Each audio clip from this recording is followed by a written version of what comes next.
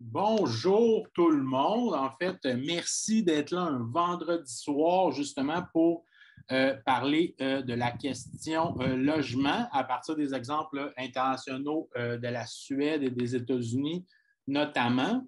En fait, tout simplement, avant de continuer, je me présente. Je m'appelle Bruno Pierre. Je travaille depuis une dizaine d'années dans les cuisines du CHUM, du Centre hospitalier de l'Université de Montréal, et je suis aussi membre d'Alternative socialiste. C'est moi qui vais animer la soirée d'aujourd'hui, qui est organisée par étudiants socialistes et alternatives socialistes. En fait, c'est vraiment comme le premier panel en fait de la journée de formation qu'on a également demain, Socialiste 2021, là, pour discuter de différentes thématiques. Étudiants socialistes, en fait, est vraiment un groupe d'étudiants basé à l'UQAM qui organise la journée de formation d'aujourd'hui, dont notamment ce panel ici. Et Alternative socialiste, en fait, est une organisation de militants, de travailleurs et de jeunes, justement pour défendre les idées socialistes et défendre, en fait, les intérêts de la majorité de la population. Alternative socialiste est membre de l'IEC, qui est l'International Socialiste Alternative, désolé, mon anglais est bâclé, soyez indulgents. En fait, l'ASC, justement, est une internationale qui est organisée là, dans environ une trentaine de pays dans le monde. Et justement, ce soir, vous allez avoir deux exemples de comment les camarades de l'ASC, justement, ont développé les luttes des locataires, la question du logement, par exemple, justement, en Suède et aux États-Unis. Rapidement, un peu, vous expliquer le déroulement de la soirée. Aujourd'hui, nous avons deux panélistes. Les deux panélistes vont parler environ, au total, pour les deux, environ une trentaine de minutes. Ensuite, on va prendre une mini-pause de 5 minutes, juste le temps de se faire un petit reload de café ou d'aller au petit coin. Et ensuite, on va justement aborder, là, ouvrir une période de discussion importante. Je vais le redire, mais dans la période de pause, c'est un excellent moment, là, justement, pour dire que vous voulez parler, soit dans le chat ou de lever la main à ce moment-là.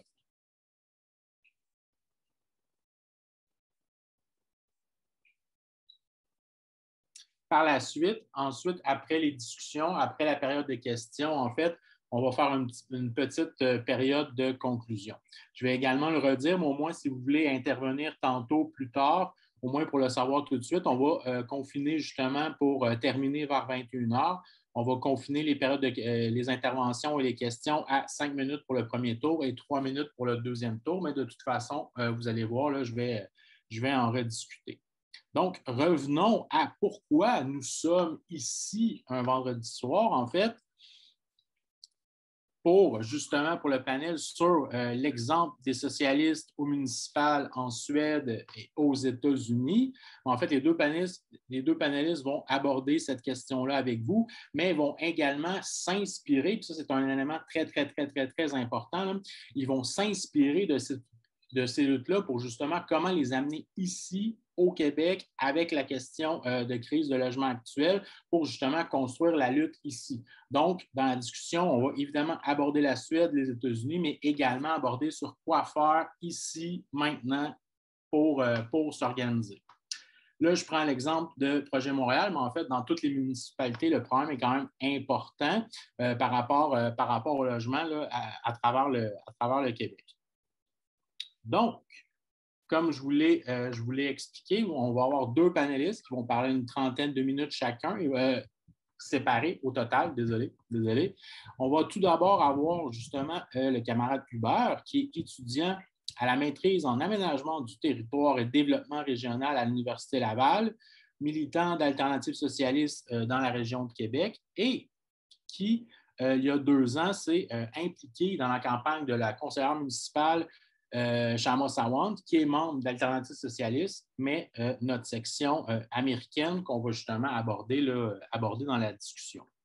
Après le camarade Hubert, on va avoir l'intervention de Rosalie, qui est porte-parole de la campagne Nos quartiers ne sont pas à vendre, militante de l'Alternative socialiste dans la région de Montréal et je ne sais pas si j'annonce une primeur ou quelque chose comme ça, mais qui va officiellement se présenter candidate indépendante socialiste dans l'arrondissement de Verdun pour les élections qui commencent maintenant au municipal, plus particulièrement dans le district des Marchais Coiffeurs. Donc, sans plus attendre, j'inviterai le camarade Hubert, s'il est prêt, à commencer sa présentation. Super. Ben, merci beaucoup, Bruno. Je suis prêt comme Jean Charest. Merci tout le monde d'être là. Je suis vraiment content de voir des visages ou du moins des noms, là, parce que c'est pas tout le monde qui a mis ses caméras familiers dans la foule. Je vous enverrai des mimes pour vous remercier.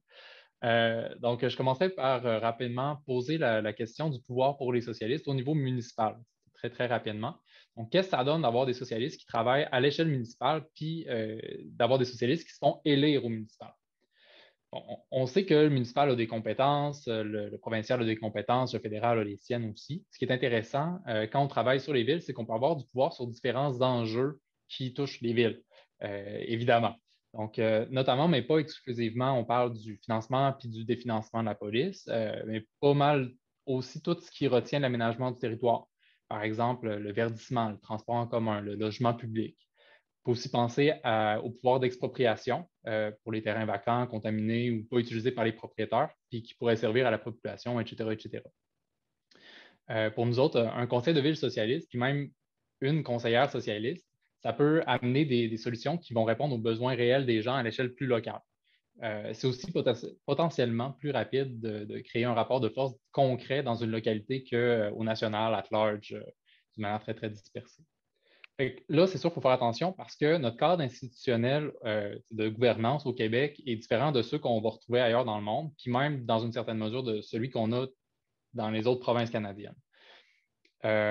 Donc, il y a quelques trucs qui vont compliquer la vie aux socialistes qui veulent faire du travail municipal au Québec, puis qui vont limiter clairement nos possibilités.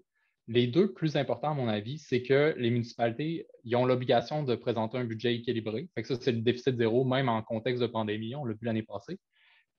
Puis leur principale source de financement, c'est les taxes foncières. Les villes sont dépendantes des taxes foncières. Ils n'ont pas le droit de prélever des impôts sur le revenu. Mais ça ne veut pas dire qu'on ne peut pas trouver des façons plus créatives pour que les riches payent leur juste part au niveau municipal. Quelque chose que je trouve important à mentionner aussi, c'est que le travail municipal n'est pas suffisant en soi pour nous permettre d'atteindre une société socialiste, particulièrement dans un système comme le nôtre, malheureusement, même si, comme on va le voir tantôt, ça peut être une bougie d'allumage très, très, très impressionnante. OK. Fait que pour le panel, on va parler de lutte internationale puis de victoire au niveau municipal ailleurs, puis au risque de dire des choses évidentes, encore une fois, on ne peut pas avoir le réflexe de juste copier-coller ce qui a été fait ailleurs puis l'implanter ici. Comme je disais, il y a des contextes politiques différents, les pouvoirs des villes sont différents, puis les responsabilités de ces villes-là sont différentes aussi. Par contre, on pense vraiment, comme Bruno le disait déjà en volant le punch tantôt, que non seulement les principes mis de l'avant, mais aussi les tactiques utilisées par nos camarades d'ailleurs dans le monde peuvent nous aider à aller de l'avant ici pour obtenir des gains concrets pour les jeunes, pour la classe travailleuse, puis pour toutes les couches les plus opprimées de la population. Comme vous le savez probablement, ici, les femmes autochtones sont surreprésentées parmi les personnes itinérantes, par exemple, tout comme les personnes trans. À Seattle, avant la pandémie, les femmes noires étaient surreprésentées parmi les personnes qui subissaient des évictions pour des retards de loyer de moins de 100 pièces. C'est pas pour rien qu'on parle de logement. Puis nous autres, on fait ce panel-là dans le contexte d'une crise du logement qui touche particulièrement les plus pauvres, puis même à un certain point les gens qui ont des salaires décents. C'est le cas à Québec, c'est le cas à Montréal, c'est le cas dans plusieurs villes du Québec, dans pas mal toutes les moyennes grandes villes dans le monde. L'immobilier explose, puis la part de revenus qu'on consacre à notre logement augmente très, très rapidement. Tout augmente sauf nos salaires, mais particulièrement le logement.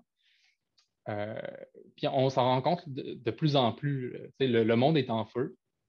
Là, je ne dis pas ça pour stresser tout le monde, là, mais le monde est en feu, puis à tous les paliers de gouvernement, puis bien au-dessus de ça. Il y a des mouvements en réaction à ça qui se forment, des mouvements gigantesques. Par exemple, tout ce qui est les luttes climat, tout ce qui est les luttes historiques de Black Lives Matter l'année passée. L'année passée, c'était le plus gros mouvement de l'histoire des États-Unis qui a repris vie. Les luttes pour le droit à l'avortement, etc., etc. La lutte pour le logement s'inscrit dans cette mouvance de masse potentielle-là. Puis nous autres, on veut prendre le pouvoir de cette vague-là pour nous amener à faire des gains concrets. Bref. Maintenant, une chose plaisante à faire, ça serait d'identifier les socialistes puis ceux qui ne le sont pas. Si on prend l'exemple de Montréal, où on est pas mal témoin d'une course entre l'équipe de Denis Coderre et l'équipe de Valérie Plante, deux partis qui ont bien trippé à booster la spéculation immobilière puis la gentrification pendant leur mandat, soit dit en passant. C'est bien simple, il n'y en a pas de groupe socialiste. Il n'y en a pas de groupe socialiste non plus à l'échelle municipale qui s'engage à organiser les luttes puis à faire plus que du travail de communication une fois aux 4 ans. Puis, c'est ça, même dans les autres partis municipaux à Montréal, construire la résistance dans les communautés, ça ne fait pas partie de leur méthode. Puis, bon, ça, c'est une affaire. Mais si ce n'était pas juste de ça, on s'amasse aussi avec un autre problème qu'on constate à tous les paliers de gouvernement, puis à peu près partout dans le monde aussi, l'idée qu'il faudrait voter pour le moins pire, pour assurer le strict minimum du bien-être qu'on a le droit d'avoir. Au fédéral, on se ramasse dans une situation où les conservateurs qui sont misogynes, homophobes, transphobes, anti-climat, vaguement inhumains sur une poignée de sujets, sont à peu près nez à nez avec les libéraux. Fait qu'il faudrait voter libéral à chaque élection pour être sûr que le droit à l'avortement n'est pas menacé, c'est ça? Ça, c'est un excellent projet de société, comme vous le trouvez probablement déjà. Au provincial, c'est peut-être un petit peu moins dramatique, mais jusqu'à tout récemment, on avait une gang qui poussait tout le temps pour le Parti québécois parce que c'est moins pire que les libéraux. Puis on voit où ça nous a mené, une escalade du nationalisme identitaire sur laquelle la CAQ va surfer en masse. Plus d'austérité, des problèmes de services sociaux, de services publics, etc., etc. Puis, à Montréal, pas à Montréal nécessairement, mais au municipal, on a un problème similaire. À Montréal, Denis Coderre, il a une vision néolibérale, puis il est revenu et il est populaire pour une raison ou une autre. Et le seul autre parti qui semble avoir des chances pour revenir à Coderre, c'est Projet Montréal, qui a également une conception néolibérale de la société. Fait que qu'est-ce qu'on fait avec ça? Pour Alternative socialiste, c'est clair que la solution pour sortir du problème du parti le moins pire, si je mets des gros guillemets, c'est de construire un parti qui nous représente. Notre section sœur aux États-Unis, qui s'appelle, vous l'aurez deviné, Socialist Alternative, depuis 2016, on poussait pour que Bernie Sanders se présente comme un candidat indépendant à la présidence, qui forme un nouveau parti de gauche à l'extérieur du Parti démocrate. Il n'était pas prêt à le faire, puis le Parti démocrate, puis l'establishment démocrate, d'une manière très, très prévisible, ce qu'ils ont fait, c'est qu'ils ont empêché Bernie d'aller chercher la nomination. Puis, même si Bernie avait des positions qui étaient très, très populaires parmi toute la population américaine, particulièrement chez les jeunes, puis même chez les républicains. Fait que Bernie a manqué son rendez-vous avec l'histoire 2 fois en restant dans le parti le moins pire, au lieu de fonder un nouveau parti qui aurait pu représenter tout le monde. Mais si la solution, c'est de construire un meilleur parti pour nous représenter, puis qu'on n'a pas ce parti-là en ce moment, qu'est-ce qu'on fait ici en ce moment? C'est de ça qu'on va parler un peu ce soir, notamment. Les partis qui sont en position de se faire élire aux élections municipales qui existent aujourd'hui, ils défendent tous les intérêts des patrons d'une manière plus ou moins évidente, plus ou moins trash et rapide. Là, vous allez deviner, je vais parler beaucoup plus de Montréal que du contexte de Québec ou d'autres villes que je connais relativement moins, mais on se parlera de Transition Québec plus tard si vous voulez. Nous autres, à Alternative socialiste, on est là pour établir une vision de classe de tous les enjeux qui touchent à la politique municipale. Et cette situation-là pourrait être différente si on implique le milieu syndical, si on implique la classe travailleuse dans la bataille pour aller chercher le pouvoir politique. Quand on fait ça, quand on inclut les travailleurs dans l'équation, ça fait le FRAPP à Montréal, le Front d'action politique. C'est un parti de classe qui s'est formé un petit peu avant la crise d'octobre, puis qui a été largement victime de la répression d'Ottawa, des socialistes et des indépendantistes pendant la crise d'octobre. Mais quand on fait ça, ça fait aussi le conseil de ville socialiste à Liverpool, qui, au début des années 80, ce conseil de ville-là, qui avait nos camarades du Labour, de militants qui étaient dans le Labour, ils participaient à ce conseil de ville-là. Excusez-moi. Je recommence ma phrase. Donc, le conseil de ville de Liverpool, au début des années 80, a résisté à Thatcher puis à l'austérité. Dans un moment où le gouvernement national demandait des coupes dans les services publics partout dans les villes, puis le Labour, qui était dirigé par notre gang de militants, à ce moment-là, à Liverpool, a réussi à rejeter ça, puis ça a pavé la voie à faire tomber le gouvernement conservateur. Ça a fait ça fait aussi notamment 2 autres exemples qui nous proviennent de l'international, dont on va parler dans une minute. Bref, Rosalie va revenir sur l'idée du vote pour le moins pire tantôt, puis qu'est-ce que ça implique concrètement pour les socialistes au moment où on veut intervenir dans les élections municipales. D'ici là, pour rester dans le thème de voter pour le moins pire, je vais vous proposer un exemple d'un pays moins pire, disons, que certaines personnes bien intentionnées prennent souvent un exemple pour parler des réussites des socialistes, c'est-à-dire la Suède. Puis là, je vais faire un petit détour en politique suédoise nationale, mais je promets qu'au final, on va revenir au niveau municipal. Ça va bien aller. D'entrée de jeu, la Suède et les pays scandinaves ne sont pas des pays socialistes et ils ne l'ont jamais été. C'est ce qu'on appelle la social-démocratie. Donc, si on veut l'approche réformiste à long terme pour changer la société en une société plus juste. Mais c'est une approche qui ne suffit pas pour quitter le capitalisme, ni pour régler les problèmes qui sont générés par le capitalisme. Par exemple, dans les années 60, en Suède, sous la social-démocratie, il y a une crise du logement importante. À ce moment-là, ça va vraiment, vraiment mal, assez mal pour que la colère monte dans la société, puis que le gouvernement social-démocrate soit forcé par sa population de répondre à leurs besoins. Puis la façon de répondre, ça a été de construire 1 million de logements publics abordables en 10 ans. C'est quand même assez impressionnant. C'est un pays d'à peu près 7 millions de personnes, la Suède, à peu près la population du Québec. La construction de logements publics abordables a persisté après cette période-là. Ce n'est pas juste une construction une fois, puis that's it, vous avez votre million, puis that's it. Encore aujourd'hui, une part importante des logements sont publics en Suède, puis leurs loyers sont bien en dessous des prix fixés par le marché. Le problème avec l'approche social-démocrate, un des problèmes, disons, en plusieurs décennies d'amélioration de niveau de vie puis de gains pour la population, tout ce qui a été gagné peut être retiré par un gouvernement qui n'a plus envie de jouer la game du progrès lent et constant. La droite dure puis l'extrême droite ont commencé à capitaliser sur le nationalisme identitaire, sur la peur de l'autre, notamment avec tout ce qui est l'accueil des réfugiés syriens, et ils ont radicalisé leur programme. Fait que, on se ramasse en 2018, dernières élections suédoises, et le Parti social-démocrate a eu un score très, très bas. Il s'est retrouvé à perdre pas mal de sièges, puis à perdre un peu le gouvernement. Mais pour gouverner, il a réussi à aller former un gouvernement de coalition avec le Parti vert, le Parti libéral, puis il a aussi eu l'appui du Parti de gauche, qui est le parti qui pourrait ressembler le plus à Québec solidaire si on voulait faire cette comparaison. Je ne vais pas trop m'épargner dans les détails de ces trucs-là qui sont un peu moins intéressants. Mais quelque chose qui est important, c'est que pour former le gouvernement de coalition, il y a eu des conditions qui ont été posées au Parti social-démocrate. Le Parti de gauche ne doit pas pouvoir prendre aux décisions du gouvernement. Il ne doit pas être consulté. Puis, il faut aussi se lancer dans une longue série d'attaques vicieuses sur les droits démocratiques et la qualité de vie des Suédois et des Suédoises. Par exemple, on peut parler de la réduction du droit de grève. On peut aussi parler de mesures contre l'accueil de réfugiés, puis de l'introduction de ce qu'on appelle là-bas les market rents, c'est-à-dire des logements publics au prix du marché. Fait que, tu sais, les logements publics abordables dont je parlais tantôt, l'idée des logements publics au prix du marché ou des loyers publics au prix du marché, c'est de rehausser les loyers des nouveaux logements publics, non pas à un endroit qui a de l'allure, mais au prix que le marché fixerait.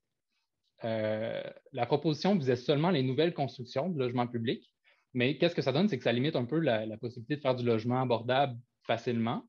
Mais plus encore, dès le moment où tu touches à quelque chose comme ça, tu ouvres la porte à augmenter les loyers pour les logements abordables qui existaient déjà.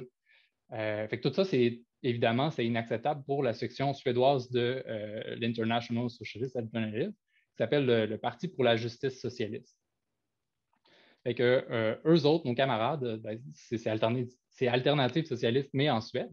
Leur perspective, c'est qu'il fallait absolument contrer l'introduction des loyers au prix du marché, puis que de lutter contre ça, ça se ferait avec un mouvement à partir de la base, donc pas top-down imposé par un groupe quelconque, puis que ça pourrait faire tomber le gouvernement, finalement. Donc, là, le gouvernement va introduire les loyers au prix du marché, puis et les plus grosses organisations qui auraient pu se battre contre, donc on parle du Parti de gauche, on parle du syndicat des locataires. Le syndicat des locataires négocie avec le gouvernement le prix des logements publics. Le syndicat des locataires, lui, il y a des liens très profonds avec le Parti démocrate. Fait que ça expliquerait pourquoi ils n'ont pas essayé d'arrêter le Parti social-démocrate dans dans sa progression, puis dans l'idée d'imposer les loyers au prix du marché. Puis, il y a peu confiance dans la force collective des travailleurs et des locataires pour se battre contre. Donc, ça fait que les deux grosses organisations sont opposées sur papier, mais ils ne font rien concrètement. Fait que comme rien s'organise sur le terrain parce que les grosses organisations dorment au gaz, nos camarades ensuite ont commencé à mobiliser. Fait que ça a commencé au niveau local à Stockholm, où on avait une bonne présence au sein du parti de gauche de cette ville-là. Puis, on a ramassé d'autres organisations qui voulaient se battre pour les droits des locataires. Au commencement du mouvement, il y avait des meetings, il y a eu des manifestations de plus en plus grandes. Éventuellement, il y a eu une pandémie, comme vous le savez déjà, qui a à la fois freiné un peu le développement qui partait très, très bien, mais qui a aussi amené à un autre niveau. C'est à la fois une victoire et une défaite, dans le sens que le mouvement s'est répandu pas mal, quand même si la situation n'était pas optimale. Puis on arrive en avril à cette année où il y a eu une journée d'action où il y a eu 160 manifestations en même temps. Puis moi, je trouvais que ça sonne cool, 160. C'est sûr qu'il y en aurait eu moins que 160 s'il n'y avait pas eu des restrictions sanitaires qui empêchaient les énormes rassemblements. Mais c'est quand même un très bon chiffre. Et bon, bref, le mouvement, il rassemblait de plus en plus de gens puis de plus en plus d'organisations. Les militantes puis les militants se battaient pour que le Parti de gauche pousse un vote de non-confiance contre le gouvernement pour le faire tomber, parce que le Parti de gauche avait à peu près la balance du pouvoir à ce moment-là. Puis, éventuellement, avec assez de pression du mouvement, en juin, le mouvement a réussi à pousser le Parti de gauche. Le Parti de gauche a calé un vote de non-confiance, il est passé. Donc, le premier ministre avait le choix entre soit appeler des élections anticipées rapidement, alors que les élections générales étaient schedulées pour 2022, puis soit lancer un processus pour reformer un nouveau gouvernement à partir du monde qui était déjà élu. Fait qu'il a choisi de démissionner, puis de remanier le gouvernement, puis de relancer ça à l'interne. Là, en ce moment, il n'y a plus personne d'assez niaiseux dans le Parlement pour recommencer avec l'idée des loyers au prix du marché tout de suite. Donc, les autres partis ont pas mal lâché l'idée. Maintenant, la suite pour ce mouvement-là, vous l'avez probablement deviné déjà, mais c'est qu'il faut défaire le reste de l'agenda néolibéral. Il ne faut pas arrêter. Donc là, ça a l'air bizarre parce que je parle au niveau national de la Suède, mais c'est un panel sur le municipal, fait que je vais retourner au niveau municipal. Donc, nos camarades de l'international, eux autres, ils ont eu un rôle de premier plan dans l'organisation du mouvement à partir d'un milieu municipal, puis éventuellement, ce mouvement-là a grandi à partir d'autres villes puis d'autres localités. Ça fait 2 ans que ça se bat, puis depuis 2 ans, on disait que le gouvernement peut tomber sur cet enjeu-là, puis le gouvernement est tombé. Ça a fonctionné à cause de nos méthodes de lutte, d'action directe. Ça a fonctionné parce que des syndicats et des associations locataires partout au pays ont décidé de reprendre nos positions puis nos tactiques. Fait que là où je m'en vais, c'est que quand un mouvement est organisé grassroots, à partir de la base, à la grandeur du pays, puis quand les partis politiques d'opposition reprennent la POC, ça peut faire renverser un gouvernement. C'est un peu comme si on allait de l'avant pour mener une lutte féroce contre les spéculateurs, puis que Québec solidaire ou le NPD au Canada sont forcés de reprendre la lutte, puis ils s'en vont tasser le gouvernement. La force de notre approche à nous, en tant que socialistes, c'est que c'est une approche de classe qui est collective. Puis nous autres, on regarde les yeux sur ce qui est nécessaire, c'est-à-dire la transformation socialiste de la société. Bref, c'est pas mal ça pour moi jusqu'à date. Je vais passer la POC à Rosalie qui a des trucs incroyables puis encore plus motivants et près de chez nous à nous présenter. Merci beaucoup. C'est parfait. Merci beaucoup, Hubert. J'allais justement t'avertir de conclure, que c'est parfait. Donc, Rosalie, quand tu es prête. Oui, merci. Bonsoir tout le monde. Merci Hubert, merci Bruno. Je suis très heureuse d'être ici ce soir parmi vous. Pour vous parler d'une de mes histoires préférées, en fait, c'est une histoire vraie, ce qui est encore mieux. En fait, c'est l'histoire d'une socialiste qui a été élue dans un conseil municipal qui était très hostile à elle et à son travail, mais elle a quand même réussi à tordre le bras aux autres membres du conseil municipal afin d'obtenir une hausse importante du salaire minimum dans sa ville. Et puis, je suis aussi ici pour vous dire ce soir ou vous rappeler que quand on s'organise et on lutte ensemble, on gagne. Et puis, on va voir que c'est ça qui est arrivé avec elle. Donc, ça s'est passé tout ça dans la ville de Seattle, qui est dans l'État de Washington, au nord-ouest des États-Unis. Une ville d'une population d'environ 700 000 habitants et 4 millions, si on veut, dans la grande agglomération. Et la ville de Seattle est devenue, en 2015, la première métropole aux États-Unis à introduire un salaire minimum de 15 $ de l'heure. Et grâce à ça, il y a eu environ 100 000 travailleurs et travailleuses qui ont sorti ou qui vont sortir de la pauvreté là, dans les années qui s'en viennent. Alors, on sentait qu'il y avait urgence. C'est déjà qu'il y avait ce nombre de personnes-là qui étaient dans la pauvreté, sinon plus. Là. Bon, depuis ce temps-là, avec la pandémie, dans bien des endroits, on comprend que cette urgence-là a empiré. Hein? Dans le fond, je vous demanderais un peu, est-ce que vous trouvez qu'il y a urgence en ce moment? Urgence économique, urgence climatique, urgence pandémique, l'urgence des violences sexuelles, l'urgence des violences racistes, la crise du logement, ça n'arrête plus. Hein? On va parler un petit peu de comment essayer de résoudre ces urgences-là au niveau municipal. En fait, l'idée du 15 $ de l'heure comme salaire minimum à Seattle a gagné du terrain après le mouvement des grèves pour la restauration rapide aux États-Unis et après une victoire aussi pour le 15 $ de l'heure en fait, à SeaTac, qui est une petite ville aux alentours de Seattle. Mais en fait, c'est l'élection de la candidate d'Alternative socialiste, Kshama Sawant, à l'automne 2013, qui a catalysé en fait, la lutte vers le 15 $ de l'heure à Seattle. En fait, elle a fait campagne sur cette revendication-là de salaire minimum. Et donc, elle a créé un débat d'envergure à travers la ville. Elle a réussi à se faire élire avec près de 100 000 votes, en fait, en novembre 2013. Et depuis, elle s'est fait réélire 2 fois et puis elle est encore conseillère municipale indépendante socialiste à Seattle de nos jours.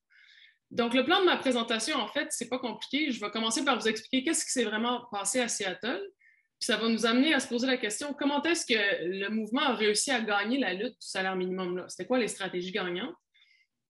Et puis, en fait, ensuite, on va pouvoir discuter de pourquoi est-ce qu'il y a des socialistes qui se présentent aux élections municipales et donc pourquoi est-ce que ça vaudra la peine que moi, je me présente comme une indépendante socialiste à Montréal, à Verdun, comme Bruno vous l'a dit tout à l'heure. Et on va finir avec comment les leçons de la lutte à Seattle s'appliquent à Montréal et au Québec, dans le fond. Donc d'abord, qu'est-ce qui s'est vraiment passé à Seattle? Bien, revenons un petit peu en arrière, juste avant l'élection de Sawant, en fait. À ce moment, tous les politiciens et politiciennes du Parti démocrate, peut-être que vous connaissez, là, un parti, bon, soi-disant de gauche ou disons plus à gauche que les Républicains, qui est aussi présent au municipal. Là. Vous le connaissez peut-être plus comme un parti fédéral ou au niveau des États, mais aussi très présent au municipal. Et puis, bon, au municipal, on pourrait le comparer peut-être un peu à Projet Montréal ici, là, si vous voulez. Toutes les démocrates, en fait, à Seattle, s'étaient opposés au 15 $ de l'heure.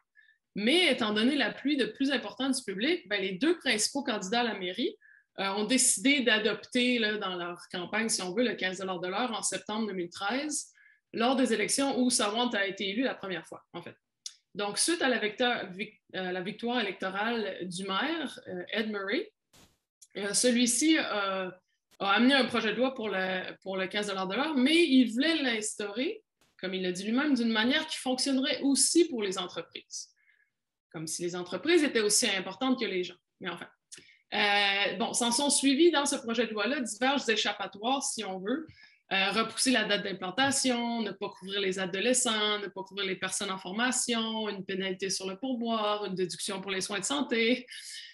Vous trouvez ça correct, vous autres, d'avoir à choisir entre un salaire plus élevé ou de meilleurs soins de santé? Moi, je trouve pas. Donc, pour forcer l'adoption du 15 $ de l'heure contre les pressions des grandes entreprises et les élus qui étaient dans les poches des entreprises, qui voulaient empêcher ce projet, Sawant et Alternative socialiste ont lancé la campagne 15 Now, ce qui veut dire 15 maintenant, juste après son élection. Et Sawant a su mettre à profit sa position de membre du conseil municipal et toute l'attention médiatique là, qui vient avec ça pour bâtir un puissant mouvement provenant de la base. Donc, 15 Now a en fait établi 11 groupes d'action dans plusieurs quartiers de la ville. Ils ont mobilisé dans la rue et dans les forums publics. Il y a eu de nombreuses manifestations et marches de plusieurs centaines de personnes qui ont été organisées à Seattle, ainsi qu'une semaine nationale d'action dans plus de 21 villes aux États-Unis. 21 villes aux États-Unis quand même. Et ça confirme ce que je disais tantôt à propos de l'urgence de la situation, qu'il y ait tant de monde qui ont répondu à l'appel, mais aussi ça confirme la pertinence de la stratégie adoptée, c'est-à-dire de mobiliser la base plutôt que d'attendre, voir qu'est-ce que le maire allait faire. Et donc, 50 Now et Alternatives socialistes ont mobilisé les syndicats, les activistes, les partisans pour se présenter à la rencontre du conseil municipal de Seattle le 2 juin 2014, date du parachèvement du projet de loi, afin de revendiquer non seulement le renversement des échappatoires proposés, mais aussi de proposer plusieurs résolutions afin de renforcer le projet en faveur des travailleurs et travailleuses. Mais malgré l'appui des masses en faveur de ces nouvelles propositions de Savant, les membres démocrates du Conseil, incluant les démocrates qui se disaient plus de gauche ou plus progressistes que les autres, ont en fait prouvé leur allégeance aux entreprises et leur mépris du mouvement de la classe ouvrière en votant contre chacun des amendements proposés par Savant. Et ceci nous a démontré en fait que bien que le Parti démocrate emploie un langage plus progressiste, là, oui, que celui des républicains, fondamentalement, les deux partis œuvrent dans l'intérêt des grandes entreprises. Alors qu'une seule socialiste siégeant au conseil municipal de Seattle a été en mesure de mettre en branle un mouvement vers l'adoption du 15 de l'heure en moins d'1 an. Pendant ce temps-là, les politiciens et politiciennes démocrates ont fait quoi? En fait, ils ont tout fait pour adopter le 15 pour adapter le 15 de l'heure aux besoins des entreprises. Bon, tout ça pour dire que le 2 juin 2014, le conseil municipal de Seattle vote unanimement, oui, pour l'augmentation du salaire minimum à 15 de l'heure. Malheureusement, avec quand même plusieurs des échappatoires que j'ai mentionnés plus tôt et sans les amendements positifs de Savant. Mais quand même, ça fait que le 1er avril 2015, tous les employés des grandes entreprises à Seattle comme McDonald's, Starbucks, Macy's, Target ont vu leur salaire augmenter à 11 de l'heure dans le temps, donc en 2015. En 2021, c'est maintenant rendu 16,69 $. Et d'ici 2025, tous les travailleurs et travailleuses gagneront un minimum de 18 de l'heure à Seattle. Quand même, wow. Bon, OK, on aurait peut-être aimé plus vite, mais c'est tout de même une excellente victoire. D'abord parce que c'est arrivé sans avoir à attendre une commission d'enquête, en fait, la formation d'une commission d'enquête, puis là, qu'ils fassent leur rapport, puis là, qu'ils déposent leur rapport, puis là, qu'on discute de blablabla. Vous voyez ce que je veux dire. Hein? C'est arrivé en moins d'1 an après une élection. Et puis, depuis, en fait, les travailleurs et travailleuses de Seattle ont connu d'autres victoires assez importantes, comme un impôt sur les plus grandes compagnies, communément appelé la taxe ou l'impôt Amazon, qui va lever 210 à 240 millions de dollars américains environ par année pour créer des logements publics. Ça, c'est inscrit dans la loi, là, que ça va être pour créer des logements publics qui vont rester abordables de façon permanente et qui vont être construits de façon à créer des milliers d'emplois verts. Quand même. Il y a aussi d'autres victoires avec des lois par rapport au logement. On pourrait en reparler plus tard, là.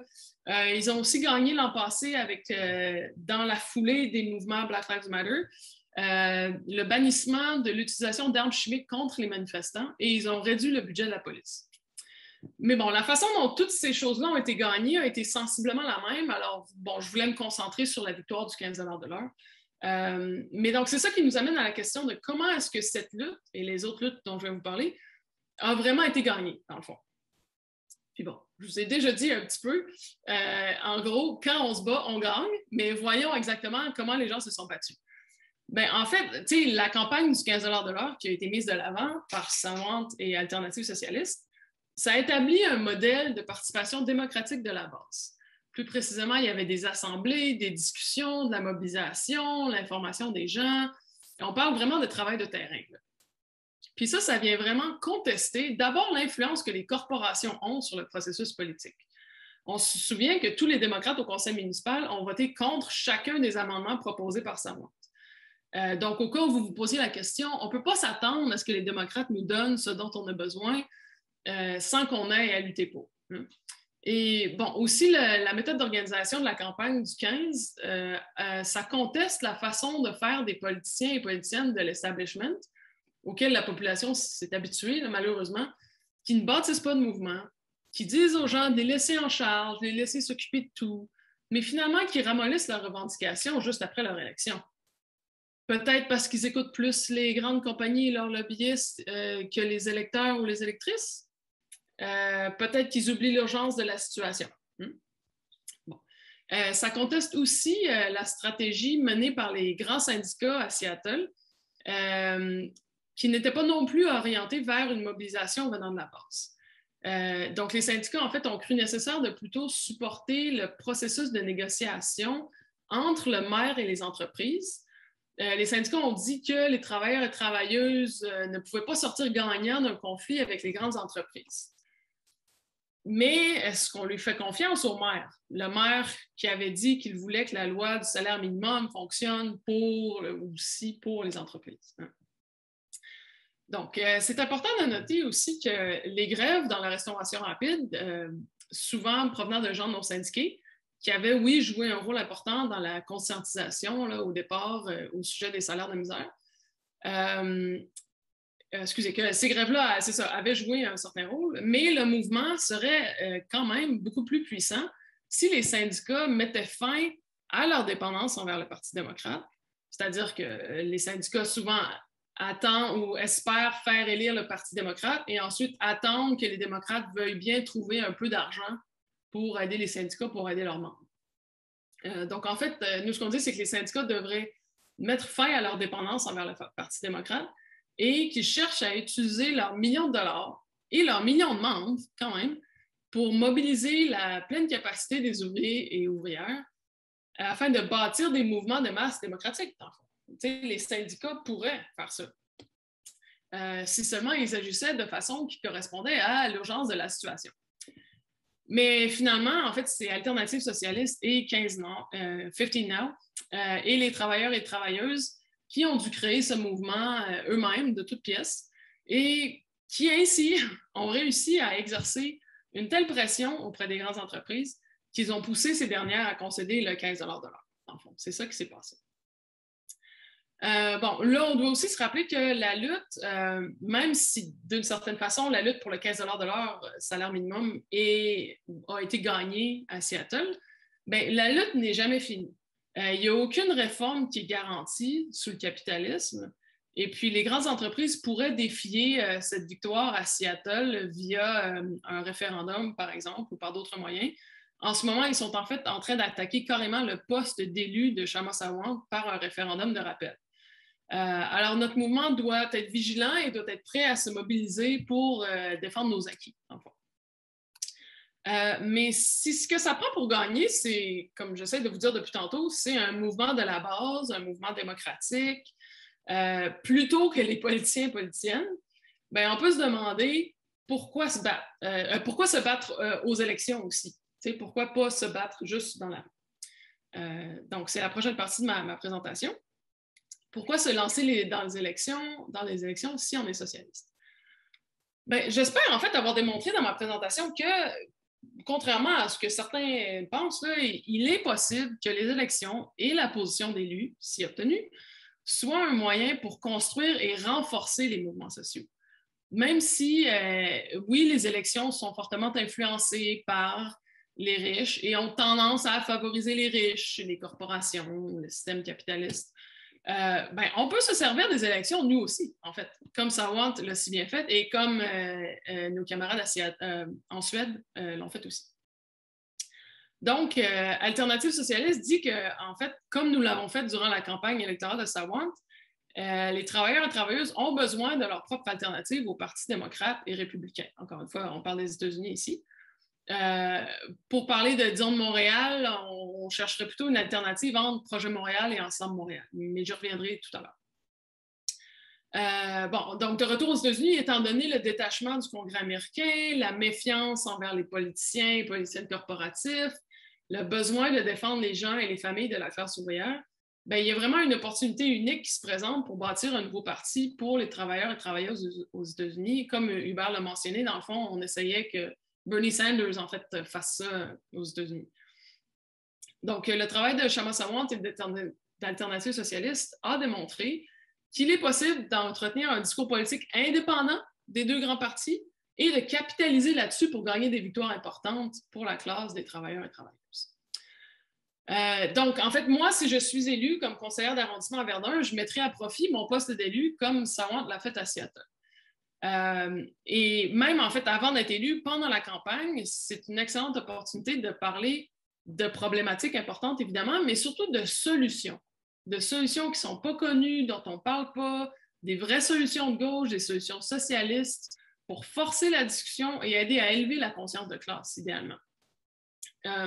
Et même si ça peut paraître perdu d'avance pour l'élection en tant que telle, il n'y a jamais rien de perdu à mobiliser les gens sur des enjeux avec une perspective socialiste.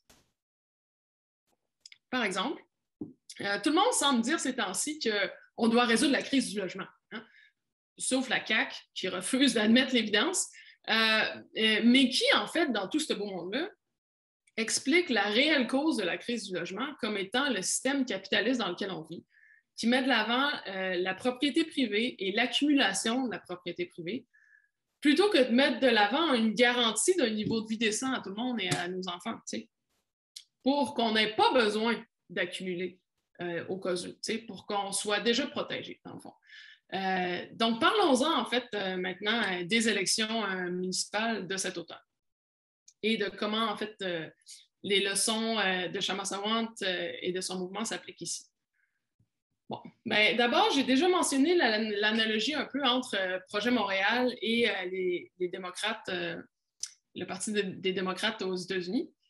Donc, Projet Montréal est un parti qui se dit de gauche, progressiste, écologiste. Mais qu'ont-ils fait, en fait? Ben, Projet Montréal dit vouloir contrer la crise du logement, mais ils font surtout renvoyer la balle aux autres paliers de gouvernement. Par exemple, ils blâment le fédéral qui, c'est vrai, pendant longtemps, ont complètement arrêté de financer les logements publics. Mais les libéraux de Trudeau ont quand même récemment recommencé à offrir du financement pour ça. Mais là, Projet Montréal blâme la CAQ, ça leur a pris du temps à s'entendre avec les fédéraux parce qu'il faut faire un transfert d'argent, bon, tout ça. Bon, et puis, parlant de renvoyer la balle, en fait, Coder et son parti Ensemble Montréal sont probablement eux autres les experts en lancement de balles avec leur projet de stade de baseball qu'ils veulent construire dans un des quartiers de Montréal qui a souffert le plus de la crise du logement. Bon. Mais revenons à Projet Montréal. Bon, ils ont passé le règlement pour une métropole mixte, communément appelé le 20-20-20. Finalement, en avril de cette dernière année de mandat, année d'élection, mais les bénéfices vont se faire attendre. Entre autres, ça s'applique juste aux nouvelles constructions. Il y a 20% des logements qui devront être abordables, mais abordables, finalement, ça n'aide pas tant que ça. On pourrait en venir, là, si vous voulez, si vous avez des questions là-dessus plus tard. Mais bon, sinon, il ne semble rien avoir dans leur budget côté logements sociaux. C'est vrai qu'ils ont mis de l'argent de côté, environ 10 millions de dollars, pour acheter des terrains à Verdun en utilisant le droit de préemption. Mais ça a l'air qu'on ne les aura pas avant 2 ans. En tout cas, on attend encore tous les détails, là. Ils n'ont pas l'air de rien mettre de l'avant pour exproprier les endroits vacants, désaffectés, abandonnés, mal entretenus, etc. En fait, rien non plus vraiment pour s'assurer que nos quartiers soient planifiés selon nos besoins plutôt que ceux des promoteurs. En fait, Projet Montréal veut tant faire, mais finalement, une chose qu'ils veulent faire aussi, c'est rester amis avec les autres paliers de gouvernement et les autres partis. En fait, ne pas trop demander. Comme si, c'est ça, si on ne demande pas trop, ben, on ne va pas s'aliéner les autres, donc on risque d'avoir un petit peu. Mais si on avait un mouvement, si on avait beaucoup de gens de la base qui énoncent clairement leurs attentes, ça peut faire bouger n'importe qui dans n'importe quel parti. Hein? Ce n'est pas en ne poussant pas trop qu'on va arracher ce dont on a besoin aux rapaces de la finance et de l'immobilier. Bon, là, je critique Projet Montréal, mais vous aurez compris que je ne perdrai même pas mon temps à critiquer Ensemble Montréal avec leur candidature pro-business et pro-immobilier. Pour ce qui est des autres partis, tels Ralliement pour Montréal, Rassemblement pour Montréal, etc., ben, eux non plus n'ont pas l'air de vouloir bâtir de mouvements, quoique certains disent provenir eux-mêmes en tant que candidats-candidates des mouvements.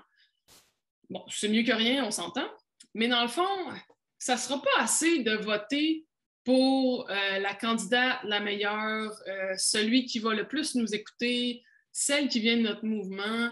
Il faut voter pour la personne qui va continuer et bâtir le mouvement. Pas celui qui va dire « OK, je suis élu maintenant, laissez-moi faire ». Ou écoutez, en politique, il ne faut pas se faire d'ennemis, chaque chose en son temps, on ne peut pas aller trop vite. Mais il n'y a pas de solution qui arrive trop vite pour les gens qui se font réno évincés.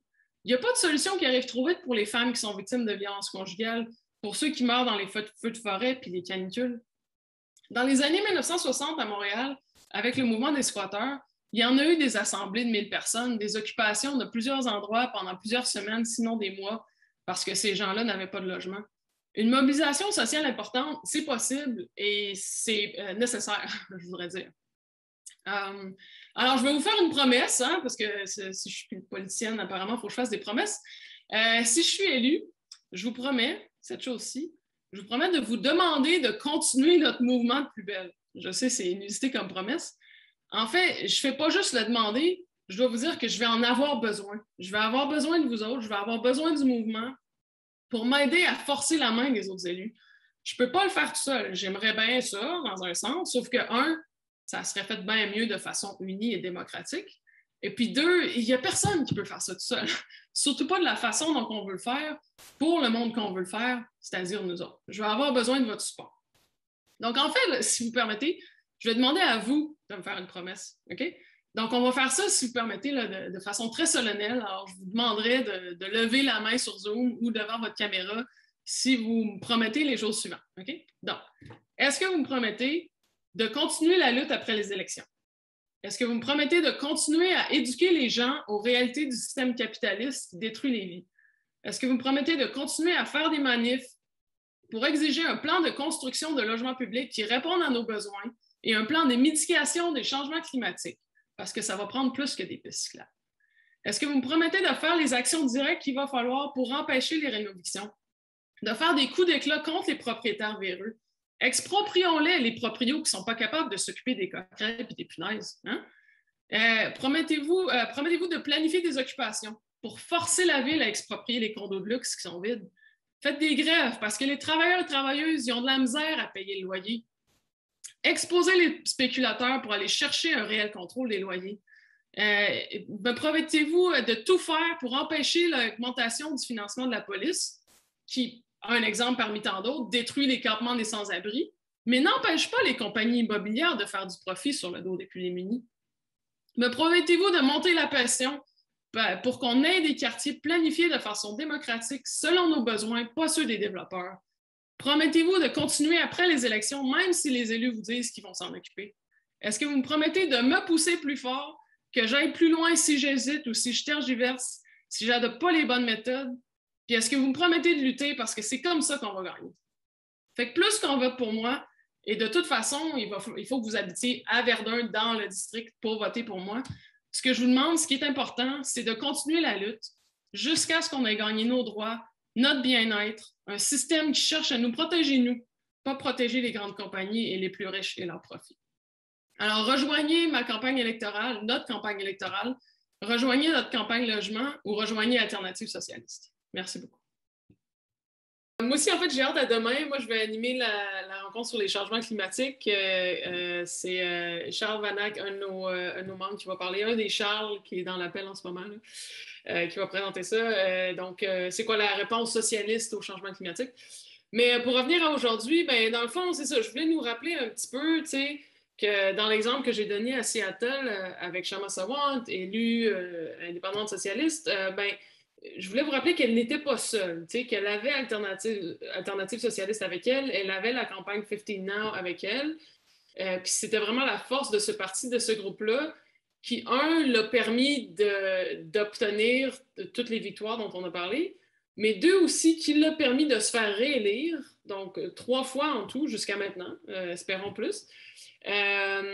Alors qu'il y a d'autres socialistes qui se sont essayés ici et là, puis que même s'ils ont été élus, ben après, ils n'ont pas pu faire grand-chose, dans le fond, là, dans les dernières années.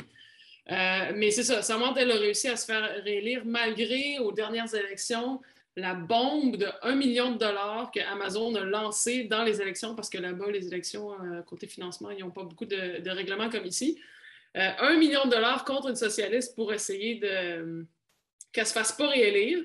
Puis il y a d'autres corporations qui ont envoyé plein d'argent aussi, là, mais c'est fait réélire pareil parce qu'elle avait le mouvement avec elle. Fait que le combat de 15 Now à Seattle nous a vraiment montré nous a aussi montré que dans un système basé sur le profit, les grandes entreprises vont toujours se battre férocement afin de défendre leur richesse et leur pouvoir. Le capitalisme, par sa nature, c'est grossièrement inégal. Tu sais, ça fait des inégalités puis ça les rend pires.